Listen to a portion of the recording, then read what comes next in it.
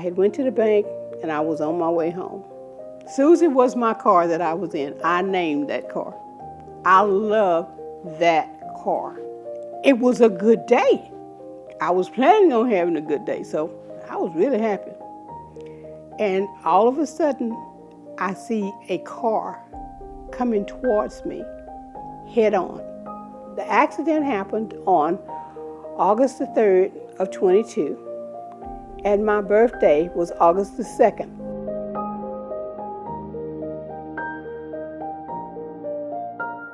My name is BesseAlexander. I was born in Houston, Texas. I've pretty much lived most of my life in the Acres Home area. I went to elementary here as well. I went to John G. Osmond Elementary. I went to M.C. Williams High School. And after that point, I worked at different positions, but for the last, say, 34 years, I worked for the school district for Spring Branch ISD. When I originally started there, I started working in the print shop, and at a point, they decided that they were going to outhouse all of our printing thing, and I got put into a school. And in the school, I started working as a teacher's assistant for special ed. I pretty much mostly worked with autistic kids and AB kids for the school district. It's a job that I really like. It's a job that I was actually really good at. And I love working with that. I liked doing, because I always looked at it on the standpoint of view of it could have been my child or my grandchild that needed the additional help. So with that is how I function, and that's what led me to do what I do. And I retired in 2019. And in 2019, and before I retired, I had all of these plans. I loved road trips. I was a person that, for my birthday, I celebrated a whole week. I had lunch dates. I had different activities planned. It was just, it was the ultimate. The accident happened on August the 3rd of 22, and my birthday was August the 2nd. On that particular morning, I had gotten up. I had an engagement, as I said. It was a whole week for me that I had planned. And I had gotten up and I had to go to the bank. So I wanted to get that out the way because I had a friend that was going to come and pick me up for my celebration for that day. So as I say, I had went to the bank and I was on my way home. And you hear people be saying all the time, you're right at home when an accident happens. Well, sometimes that just sounds like a cliche, something that just people say, but believe it or not, I was less than 5 minutes away from my house. Susie was my car that I was in. I named that car. I love that car. In some ways, like I said, Susie was good to me. I felt like Susie was always good to me, and I think she was to me at that point too, because I was just driving along. Nothing, it was a good day. I was planning on having a good day, so I was really happy. And all of a sudden, I see a car coming towards me head on. And to have to sit there and wait and watch for something to happen that you can't do anything about. Because I was on a 2-lane street that has a medium between my side of the street and the other side. It was double lanes on each side. And on the other side, there was the back. It was the back of a neighborhood. So when I saw the car coming, there was another car on the other side of me. I had nowhere to go. I couldn't. I didn't have any room to maneuver or move because there were cars. We were all just normally driving. And all I could do is sit there and wait. And I truly do. I remember saying, I was just stunned. I'm in a position and I can't do anything about it. All I can do is wait. And upon the waiting, after I was hit, it didn't, it didn't, I pretty much, I stayed aware. And I remember looking down and I remember looking at my feet and I remember saying, it's messed up my feet. And the reason I said that is that try to imagine what it looks like that your feet has the particular feet that on my left feet that it's turned completely to the side. And what made me even more aware of that is that there was a lady, and I really wish I knew who she was because she was really nice to me. She came running up again to my car, and she's really just in a panic. She kept saying, "Look at your feet! Look at your feet! Look at your feet!" Well, I had already saw this, but her saying it out loud, well, that kind of took me to another place there. But still, I pretty much fairly, I believe I pretty much stayed calm. And at some point, I'll tell you why I stayed calm. So when she came to the car, she started asking me questions. She started asking me my name and did I know where I was? Because I guess she wanted to, pretty much, from her assessment, see what she could do for me. And I guess she figured she couldn't unless she knew, as they said, where my head was. So she started doing this, and so she said, well, I've called 911 and I'm not going to leave. I'm going to stay here and stuff and whatever. And at that point, I I said, can you locate my phone? I said, it should be, I said, I had it, it was, when I had it, it was laying on, it was laying right there, close. And I guess, from the impact and the hit, it just threw it somewhere. And I couldn't, I still had my seatbelt and everything on. So I couldn't move. I couldn't find it. And I told her, I said, if you just get me my phone. So she looked around and she fumbled around and looked, and she finally located my phone. And she handed me my phone. Well, I remember I called my sister-in-law because something happens, you always call a family member. And my sister-in-law and I are extremely close. And she is who I would call. And I called her, and I let her know. I told her I had been in an accident. And she asked, "Are you okay? Are you okay?" And I was telling her, I remember telling her, it's bad, but I'm okay. But it's bad.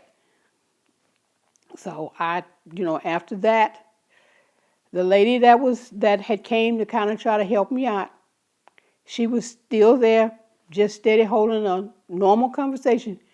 She did good once she could quit focusing on my feet. and the feet did look weird. And then what I next remember is, I don't know, uh, I just remember seeing and hearing the guy walking up. He asked me, was I okay? And I remember him telling me, I remember him telling me he was sorry. I remember he telling me it was his fault, but I didn't know who was who. I really didn't. When he said that, I honestly didn't know that whether he was in the car that actually just hit me, or what. I just knew someone was talking. And later on, while I was sitting there waiting on the ambulance, at a point, I remember that the car that actually hit me, I don't know what year or type or whatever, it was white. And I remember seeing the guy that was behind the wheel in that car getting out. He got out of the car and he just kind of laid up against it. So at that point, I from a I seen him, but he never said anything to me. But I did see him get out the car because I was just sitting there, waiting on the ambulance and stuff. And when the ambulance came, the the technician from there, he came and he started checking stuff. He started checking, I guess, the pretty much for what he could, I guess for what they would normally do. I remember them bringing out that backboard and stuff or whatever they're doing. I remember them putting a brace around my neck before they would move me or anything like that. And I remember, I'm pretty sure, I think that my seatbelt, like I said, my seatbelt was on. I remember, I think they just took that seatbelt and they took something and then they cut it or whatever. But anyway, they got me out of there. I remember how they took my seat and reclined it back because, as I say, that was an older car and it was it was a nice wide area, and that's what I loved about it, that I had plenty of leg room and this, that, and the other. And because they were first wondering exactly how they were going to be able to get me out of there, because they were going to want to, they had assessed everything and looked at how my feet were, so they wanted to be very careful about how they did that. So they looked at it and they finally determined that they could take that backboard and they could position it a certain way and they could get me out of there, which they did. So they got me out of there and they took me to the ambulance. And when they took me to the ambulance, that's when, like I say, they kept talking to me at all times. They kept asking me different questions and stuff. And I was able to answer the questions. And a guy, again, the ambulance driver, he did. I remember him saying a second time when I got in there, you're still really calm.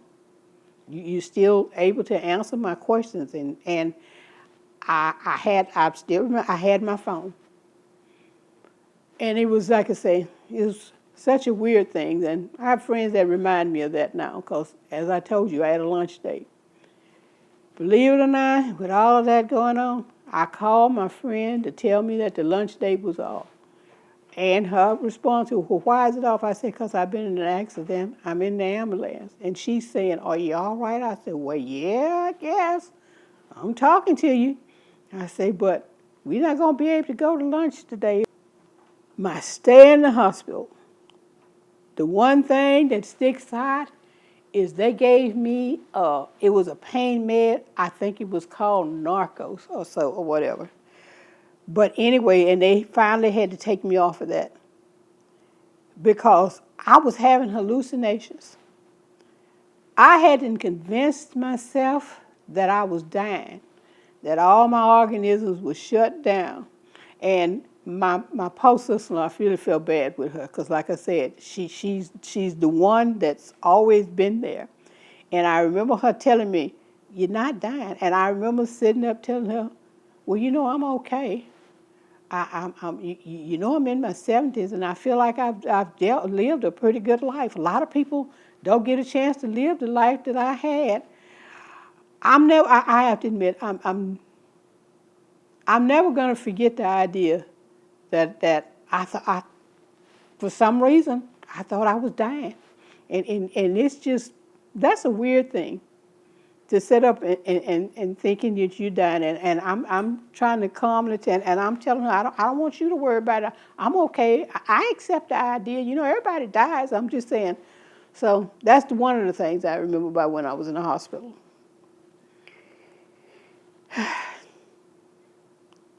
And I remember that day, which won't mean a lot to a lot of people, but it did to me. That particular day, I had on a favorite pair of capri jeans that I had. And what made them my favorite is that most of the jeans, a lot of the pants and jeans and stuff now, the pockets are very shallow. And I normally, where most women carry purses, I carry a coin purse, and I carry my phone all the time. I keep it close to me, whatever. So it had deep pockets, and one of the first thing I remember is I looked at one of the attendants when I was in the emergency area, and I was looking at the woman, and I was telling her, "Are you going to cut these off for me with scissors?" And I remember her saying, "I'm sorry, but yeah, that's what I'm going to have to do." Because, like I said, that day was just, it was really an odd day. It was a day that, like I said, I hope I don't have to ever deal with another day like that again. My surgeries, well, they initially did the surgeries on both ankles.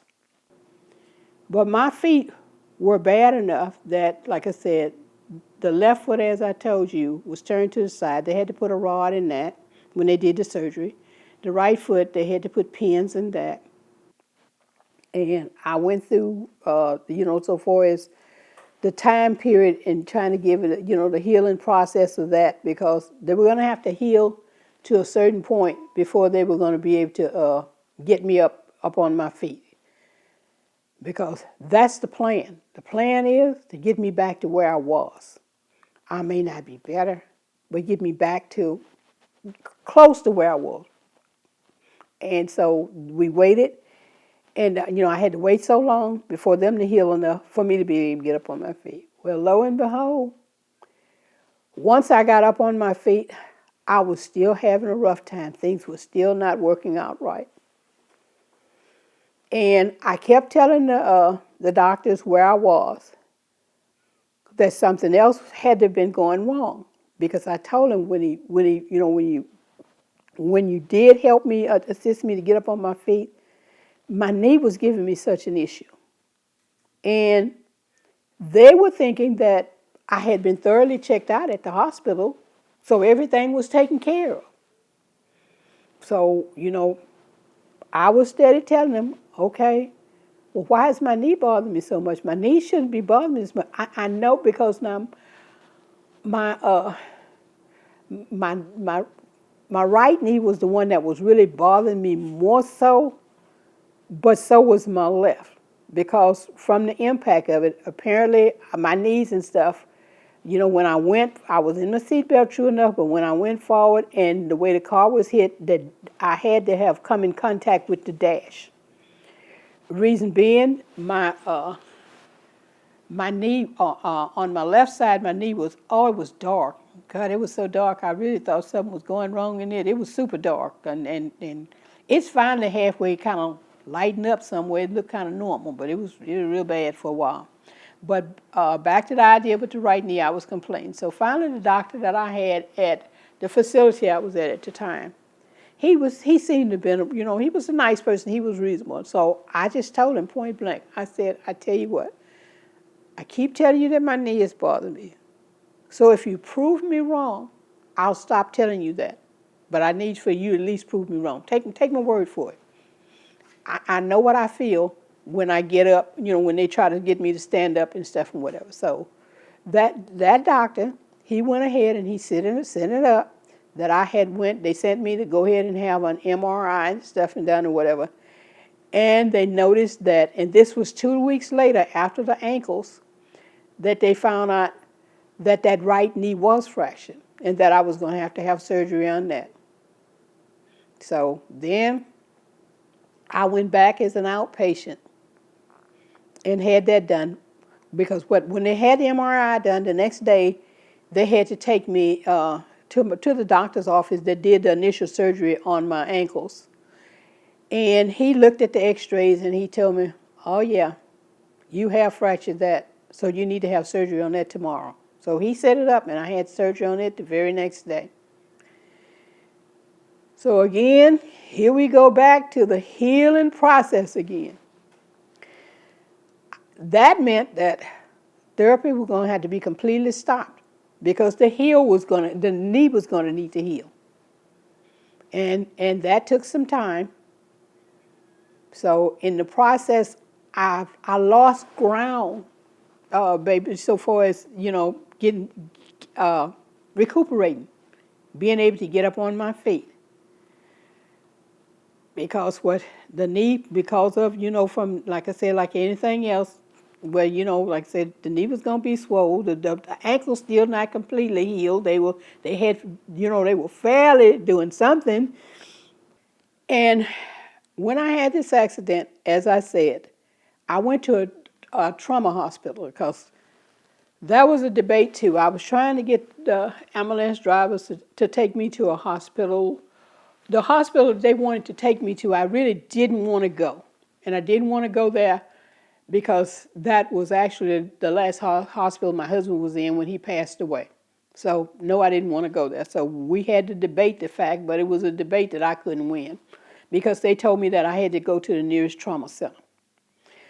And for the reasons that they said they had to check everything. Well, within checking everything, they discovered that I had an I have an aneurysm. And I've always believed in being able to deal with things head on. I don't put things off. I try to get it done.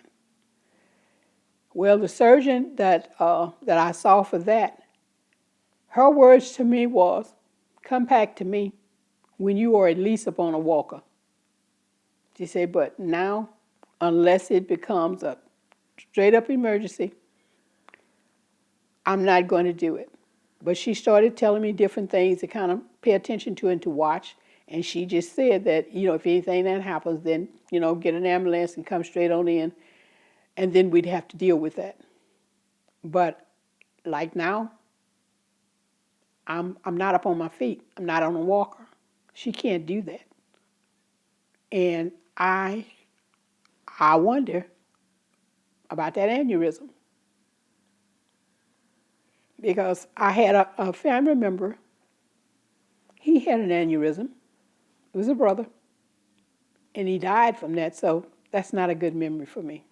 My legs started swelling like they did like that after the accident, and the doctor, explained to me She said that I had a lot of trauma to it. She was explaining the idea of, with both feet being affected, with both knees, being involved. One knee, like I said, it has a plate in it.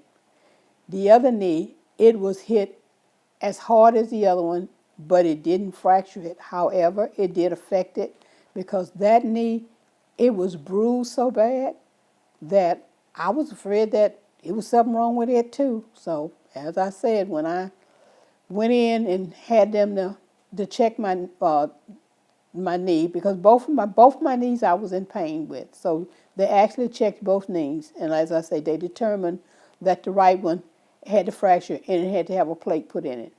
But the left knee, it was hurting me too. So it took some time, and after my legs stayed so heavy and stuff, I decided that I needed to know for sure whether there was anything else to be dealt with. And when I went to this vascular doctor, this is when she told me about that she told me about the lymphedema being in there in my legs, and I asked her to explain to me about exactly what was lymphedema because I didn't know anything. I had never heard anything about that. And she started explaining that it caused heaviness of your legs and stuff and whatever. And I was telling her that I was getting around quite well. I was, could run all of my errands, do any of the housework I wanted. I could even do road trips and stuff and whatever. So, and my legs wasn't hurting me or anything like that. So she was saying because of the trauma of the accident, that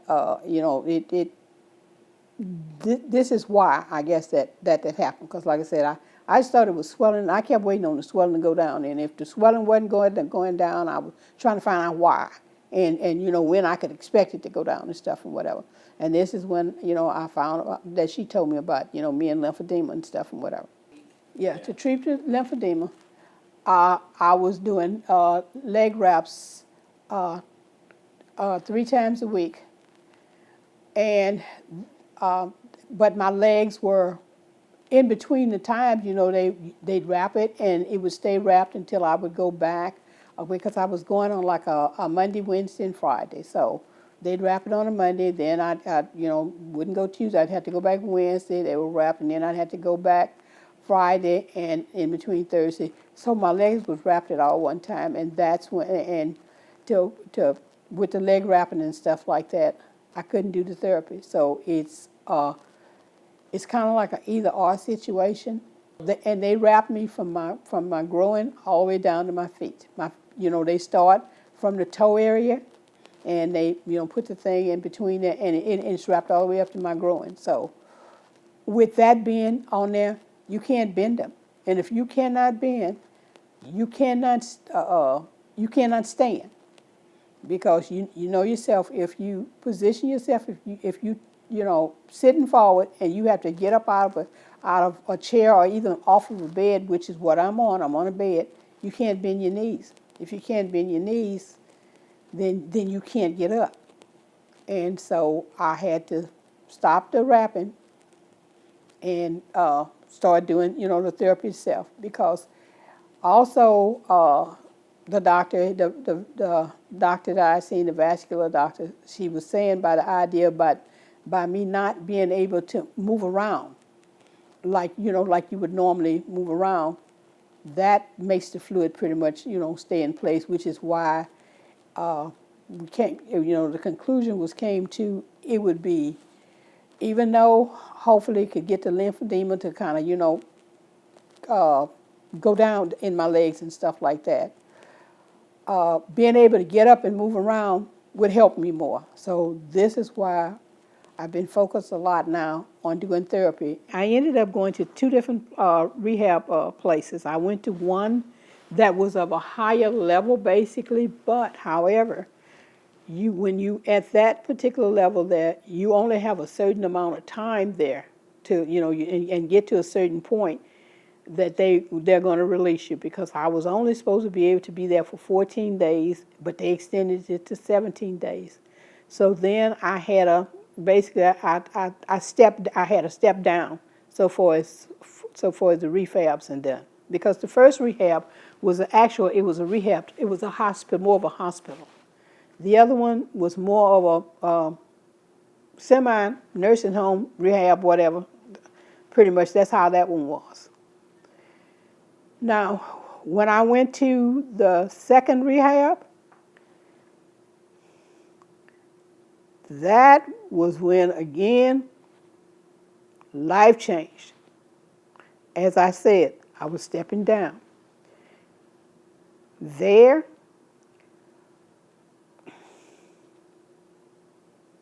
you ring a call bell, and then you sit there, and I promise you, there are times that it would take so long, you could take a nap in between.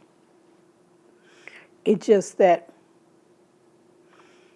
and when you can't do anything on your own, when you've got to ask for everything you want, I mean, you can't, because like I said, I was never to a point that I could get up and use the restroom.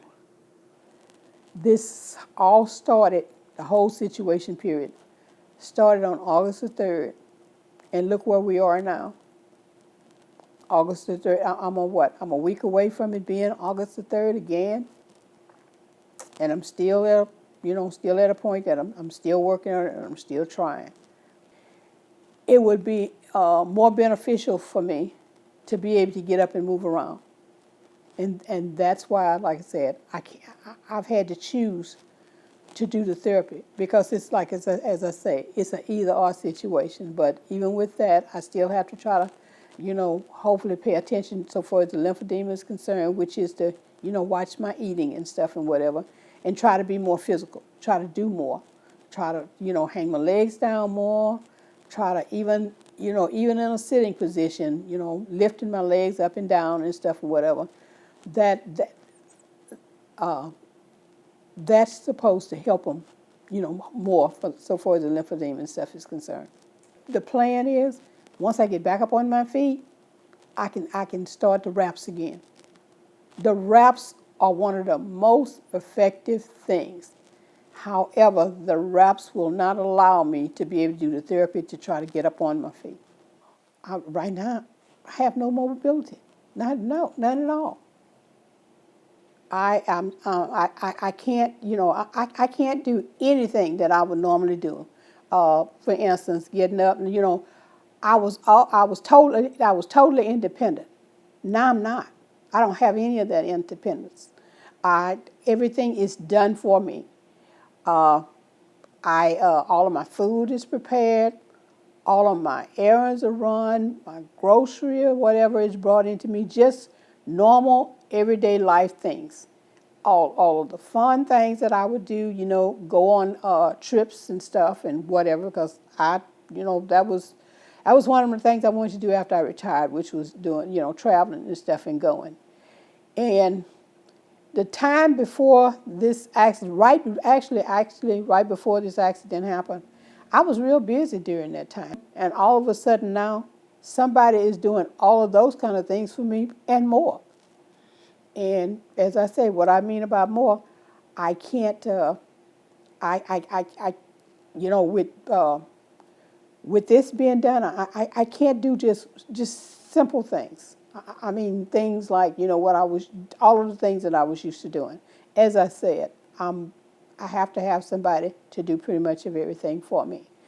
And I feel, makes me feel very uncomfortable all the time because I live alone. And if something was to happen, uh, I really feel bad. I can't get up and I can't get up and go open my own door. I can't. Uh, I haven't been able to do things like go to a restroom here in my house. I can't go in my kitchen. I can only stay in this area, right where I am here. And the way I operate with that is somebody brings me everything that I'm going to need. So this is how it has really affected me. I can't get to a point that I can stand and hopefully be able to get to a point that I can at least use a walker or that I can at least sit in a wheelchair. Being in a wheelchair won't make me happy. However, it will at least make me more mobile. But like I said, by being here at the house and can't leave out, I'm only, able to do those twice a week. And as I say, and that's because I can't bend my legs enough to even get in a wheelchair to be able to leave the house often enough. I have no independence. I can't go anywhere. I can't do anything unless somebody, can, do certain things for me. A matter of simple stuff like, getting dressed and everything. Everything has to be brought to me. I still have to travel on a stretcher and whatever. I can't hang my legs down long enough and to be able to just say, to leave in a wheelchair to go anything, which would make it easier for me to go any places because I haven't went anywhere since August the 3rd that didn't have anything to do with going to to have a test done or to have any kind of procedure or whatever done. I can't do any of that. And all of that is still based on the idea that the lymphedema, it's not controllable. It's not controllable yet. And so I'm still trying to, work toward getting that done. I did things that just because I wanted to. Now I can only do things if I have to. And I still have to do it, going on that stretcher. And that's still hard for me. It's hard for me. It's been going on such a long period of time, but I'm still so uncomfortable with that. I'm uncomfortable with the idea that, as I say, I live alone. I'm uncomfortable with the idea that people ride up and down the street and stuff and see you. And to me, that makes you really vulnerable. And I'm afraid of that. I'm afraid of having too many people find out the state that I'm in right now. So I pretty much try to hide it as much as I can. In other words, I deal with a very small circle of people. I haven't I haven't been able to be on a normal commode since the morning of August 3rd. This is what I have to do here. So, with that being said, like I said, simple, normal things that you get used to, you can't do. So anytime I had to utilize or whatever, I had to call somebody for them to come and, take care of that. And that would be good if people were able to, because I understand I wasn't the only one there. If people could come when you called, but there were a lot of times that it didn't make sense to tell you the truth how long it took. But I'm saying it's kind of unpleasant when you got to sit there and look at something because you can't take care of it. It would be a normal thing if you were up going to the bathroom by yourself like you normally did. But you got to wait on somebody to see, when they could do it and whatever. So I didn't have a pleasant experience with the rehab. Well,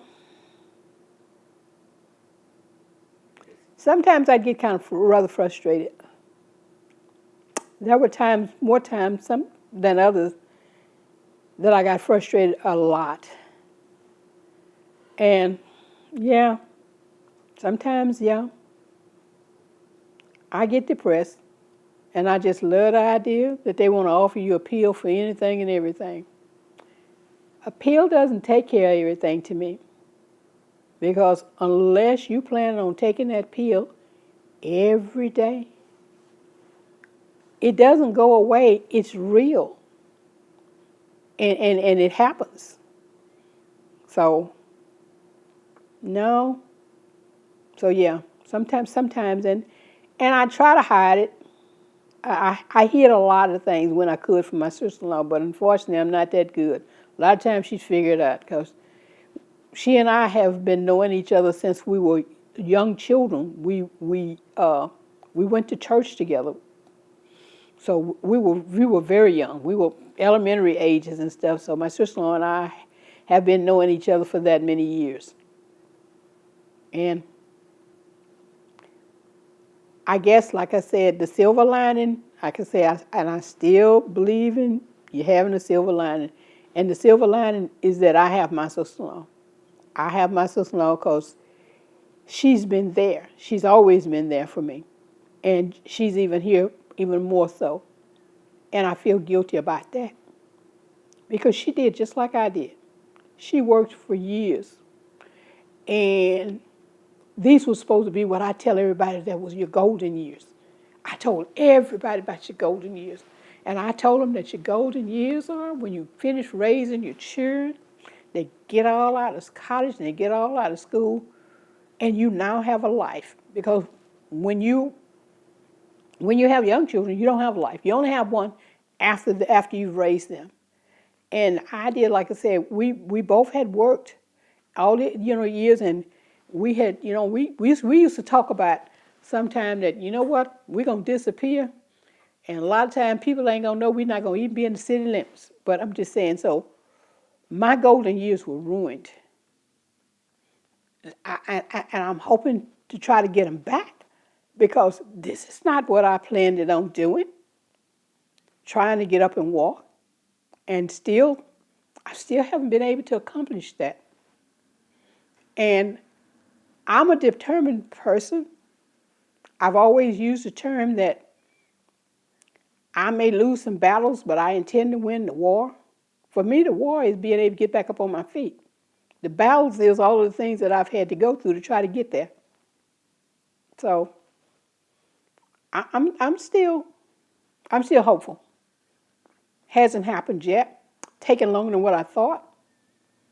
The day after my birthday week, that was supposed to be such an exciting week, but it didn't happen. And when I wake up, it's weird sometimes. Dreams are so weird to you that you have to remind yourself what has really taken place, what has really happened, what you can and cannot do. So that's not That's not a way that I don't. That's not a way that I like starting my day. Because the start of your day, to me, is supposed to be endless things can go on. Nice things, good things, some bad things, because that's life. But to wake up and figure out that you're in the same position that you were in yesterday, and you still don't 100% know where you're going with this or how long it's going to take to get to that. Because I'm still at that point that I still don't know. I actually am afraid that I won't be able to walk no more. I don't know because I've tried hard to be able to get back to where I was, and I'm not there. And I'm usually a person that I usually accomplish everything or anything that I really put my mind to, and I haven't been able to do that. And being in one of them rehabs, that's what happens when you lose as much as I've lost at this point. And I've lost so much of my independence, I don't even like to think about it. I have to ask for everything. I have to wait on everything. I don't like asking people to do simple stuff for me. Having to do all of my business things, take care of my groceries. I don't have much of my independence left, and I'm used to all of my independence. So I'm upset, and it upsets me. It just does. So I'm going to do like what I normally do. I'm going to say a prayer, and I'm going to breathe, and hopefully, things are going to change. That's all I'm wanting for things to change. The only thing I'm wanting right now is to be able to get my independence back. And getting my independence back would be to get up on my feet and be able to walk again. Working on that. Going to continue to work on that. I have relived in my head what I could have done different. If I should have came home a different way.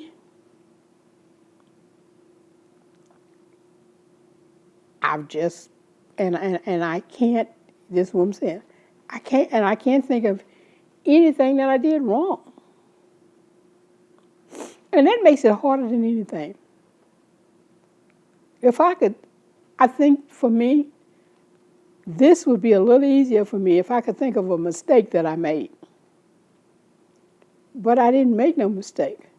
I was simply just running normal errands, driving home, looking forward to a good day, and all of that.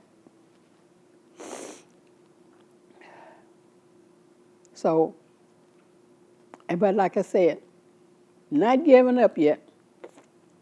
Still planning on the one walk, but I'm not able to. I had things that I want to do. I still have things that I want to do. That I just do. And it's not easy with the idea that I'm home the majority of the time. I'm home by myself. So all I have time to do is think. I have this, my bed. I have my television. And like I said, I know in a way I'm still lucky because I have my sister-in-law that helps me out. But I really hate I'm doing that to her. But right now I can't do anything about that. So this is just where I am. And this is what I have to deal with.